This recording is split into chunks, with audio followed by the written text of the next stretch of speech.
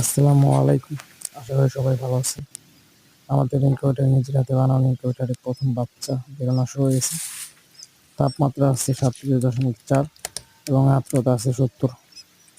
দেখুন, জাপানি কোয়েলের বাচ্চা অলরেডি বের হয়েছে। আশা করা যাইতেছে অনেক আশা নেই, এবার কিং কোয়েলের কিছু ডিম দিছি। আশা করা যাইতেছে কাল পরশুর ভিতরে সব কিং কোয়েলের বাচ্চাও বেরোয় যাবে। আর এখানে একটা কথা আছে, এখানে যত এই সাধারণ ডিম দেখতেছি, মানে যেটা আমরা জাপানি কোয়েল বলে চিনি, জাপানি কোয়েলের যে ডিম আছে এইগুলো বসাইছি। আমাদের এলাকায় অনেক ছোট ভাই ব্রাদার আসে, প্রতিদিন এসে বলে, ভাই আমার একটু কোয়েল দেন, ভাই আমার কিছু ডিম দেন, মুরগির তলে দিবি। ওদের জন্য বসাইছি এই ডিমগুলো। কালকে সকালে ওদের সবাইকে ইনশাল্লাহ বাচ্চা দিয়ে দিব। ওরা যাতে সুন্দর করে পালন শিখতে পারে, প্রথমে